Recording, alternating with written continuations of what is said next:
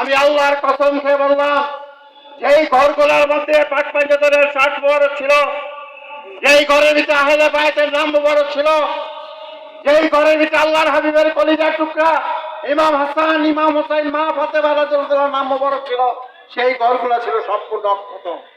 বলে না সুবহানাল্লাহ। আর বাড়ি আর বাকি বাড়িঘর জলে পড়ে ছাই হয়ে গেছে, শত শত বাড়িঘর জলে আগুনে ছাই হয়ে গেছে। একটা বাড়িঘর থেকে কোনো জিনিস উদ্ধার করতে পারে নাই, শুধু অক্ষত ছিল যেই ঘরের মধ্যে পাক পাঞ্জাতনের 60 মোবারক ছিল। বলে না সুবহানাল্লাহ।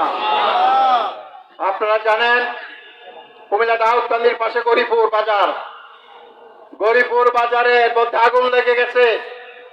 গরিপুরের আব্দুল ভাই, ওনার ভাইদের দোকান ছিল পাশাপাশি। আব্দুল ভাই ওনার ভাইরা শাহপুর দরবার শরীফের পরিত। এই দোকানগুলোর মধ্যে ছিল পাক পাঞ্জাতনের 60 মোবারক।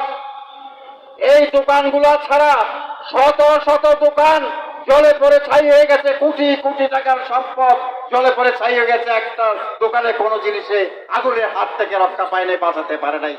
শুধু অক্ষত ছিল যেই ঘরের, এই দোকানের মধ্যে পাক পাঞ্জাতনের 60 মোবারক ছিল। হাজিরিন, আমাদের প্রাণপ্রিয় মোর্শেদ কাবলা ডক্টর আহমেদ পেয়ারা মুক্তাদি হুজুর কাল্লার পবিত্র রুহানি জমান মোবারকে বলে গেছেন, যারা আহলে বায়াতকে নিজের জীবনের চেয়ে ভালোবাসবে, যারা পাক পাঞ্জাতনকে নিজের জীবনের চেয়ে ভালোবাসবে, তাদের ঠিকানা হবে জান্নাত। একটা কথা মনে রাখবেন, আহলে বায়াতের ভালোবাসা ছাড়া কেউ জান্নাতে যেতে পারবে না। জান্নাতে যাওয়ার